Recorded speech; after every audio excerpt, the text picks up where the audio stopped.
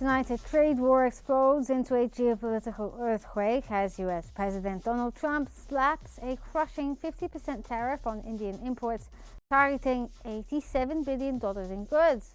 Framed as a punishment for buying Russian oil, the move shocks the world. India, a key Indo-Pacific ally, hit harder than China. From Mumbai's garment factories to Washington's corridors of power, the fallout is immediate.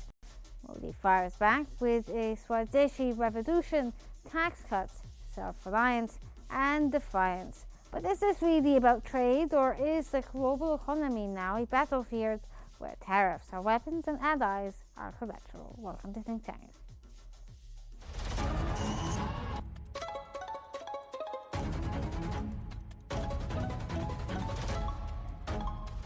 Our world is becoming unhinged.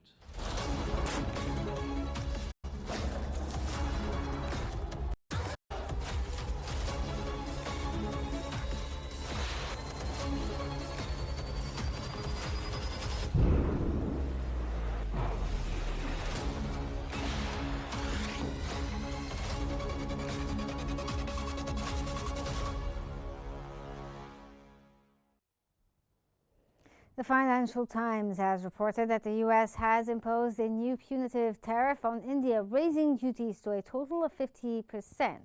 These tariffs, driven by India's continued purchase of discounted Russian oil, are a major blow to New Delhi and its rapidly growing economy. This move signals a significant rift in the US-India relations. This escalation reflects a breakdown in trade talks and are a possible cooling of personal ties between leaders Donald Trump and Narendra Modi. Analysts suggest that the tariffs are also an attempt to pressure Russian President Vladimir Putin through India as a soft target. The increased tariffs will severely impact India's exports, with potential losses of over $36 billion and possibly 1% drop in the GDP growth. While India's domestically focused economy offers some resilience, the move highlights a major geopolitical tension with broad economic consequences.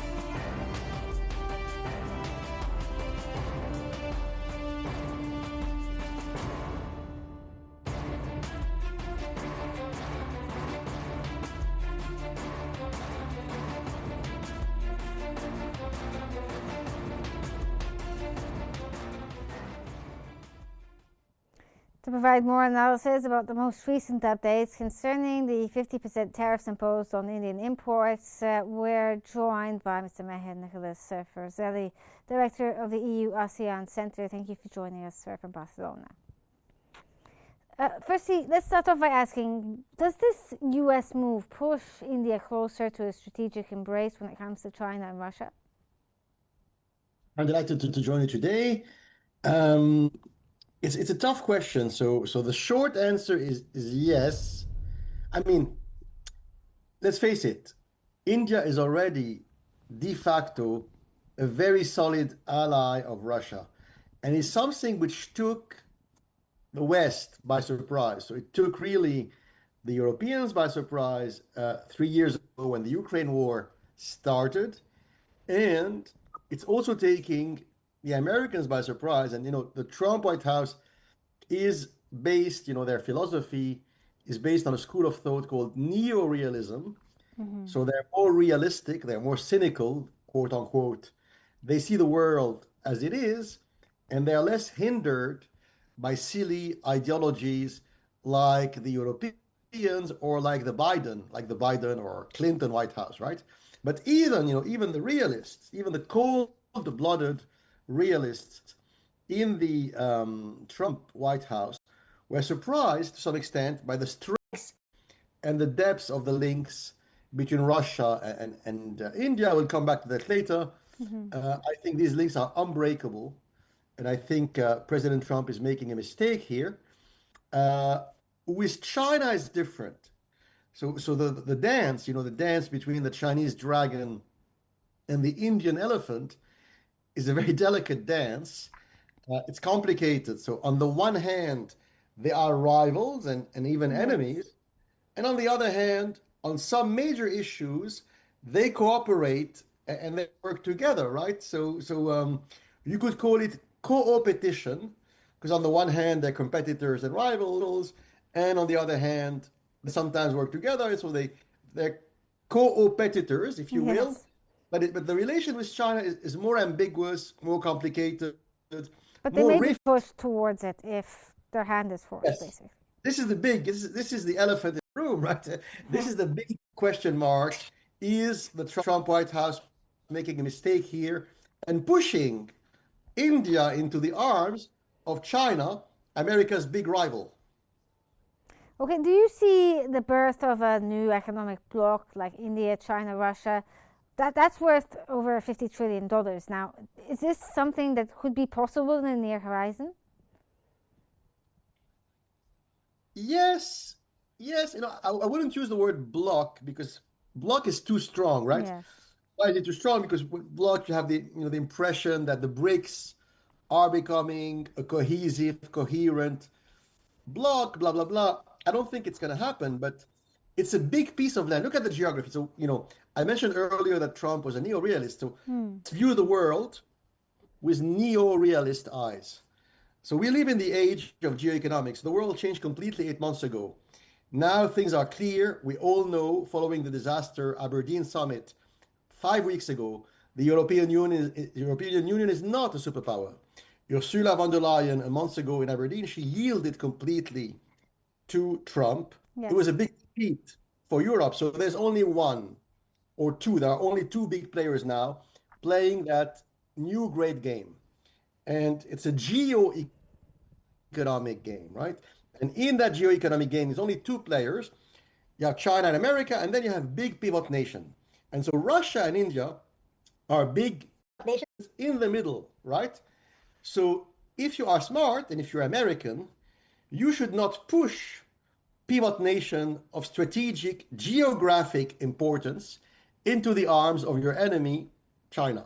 And so that's why clearly Trump is in a hurry to completely close and end the Ukraine war. Because, Yes. unlike Europeans, unlike Clinton and Biden, and unlike NATO, Trump is a realist. He couldn't care less about, Eastern Europe or Ukraine. He wants to get rid of that issue to focus on the Asia Pacific area, focus on the techno industrial rivalry with China, which is very smart. But So I that's mean, why he's, I'm sorry if I'm cutting you off there. Other than the Ukraine issue here, I know that he's possibly trying to end it unsuccessfully. But like when it comes to the tariffs, he's done this with a number of countries. Don't you yes, think that he's realized at some point that you're just pushing these nations towards the global south rather than, yeah, focusing on the US? yes. So here, it's a mistake, right? So I sometimes, praise and defend the policies of President Trump, as you well know, because I think, neorealism is great. It works. But sometimes even, Trump himself doesn't follow the neorealist playbook, and he has sometimes he makes some mistakes. And I think with three countries, and two in particular, he's making a mistake. It's Switzerland and India. So really, I think in that new age of geoeconomics, America should not antagonize Switzerland and India because they are pivot nations. And just like Trump is treating Russia very nicely now, he should also be treating India and Switzerland nicely, and he is not. So, what he has done in the past 4 weeks, he has imposed punitive very harsh import duties onto the Swiss and the Indians, who, the elites, the elites in Bern, Zurich, and Delhi, they love America. So people, you have to understand, they are pro-American. And so he's antagonizing now two very important countries who play a big role in the field of finance, industry, and geoeconomics. And that's a mistake. He's pushing India into the arms of China. Likewise, he's pushing Switzerland into the arms of the European Union and Germany. And it's a mistake. His interest would be to keep Switzerland apart from the European Union and to keep, India firmly apart from China. Yes. So the last 2-3 weeks, I think it's a mistake because why? Because he wanted to slap reciprocal tariffs blindly. And it's a mistake because in real life, tariffs are not like a mathematical equation, right? Mathematical equation level tariffs, a high school child, a 15-year-old could do it, right? We live in a sophisticated world. You cannot apply things reciprocally that brutally without thinking. Yes. And the idea of punishing India because it's importing oil from Russia is extremely hypocritical and silly, right? It is. The Europeans are also still. America itself imports billions of uranium ores every month from Russia. So why aren't they punishing themselves, right? Mm-hmm. Well, I mean, this kind of plays into the next thing. Like you were talking about the idea here about, tariffs are not a mathematical equation. Now, with these tariffs, they've caused shockwaves, obviously. How can this, change or reshape the supply chains across Asia and the global south in general? So here it will be slow. To be honest with you, it's slow because most countries will bite the bullet. When you bite the bullet, you suffer in silence. Why will most countries suffer in silence to some extent? Because they need today, things may change in 5 years or 10 years, but today they need America more than America needs them. You see what I mean? Yes. And so that's why Trump thinks he can afford to punish them harshly and still have them eat in his hand, right? But they're trying to shift away from him so that they don't have to do this, right? And that's a mistake because yes, today they need access. So he's selling them something called access. So they desperately need access to that huge American consumers market. And so they have no choice. They will bite the bullet stoically. It's a mistake because in finance and industry, you don't look at the present. You look at future growth. Mm-hmm. And so a lot of the future, why do you look at future growth? Not because you like growth for the sake of growth, because in finance, we value assets today, stocks, bonds, company, based on future returns in 5 and 10 years. This is the foundation of modern free market economics. And if you value bonds and companies and shares today based on the value of future growth in 5 or 10 years, then India is an amazing country. India is not a country you want to antagonize. It's stupid. Given the way things are going right now, do you think that this may be the end of free trade and it will be replaced by economic blocs rather than, the general well-known free trade? Once again, I wouldn't say blocs because that rivalry between China and India is here to stay. They may cooperate, they may work together on some topics and issues, but there are many issues where the Indians and the Chinese will remain bitter enemies. Mm-hmm. Not blocs, but yes,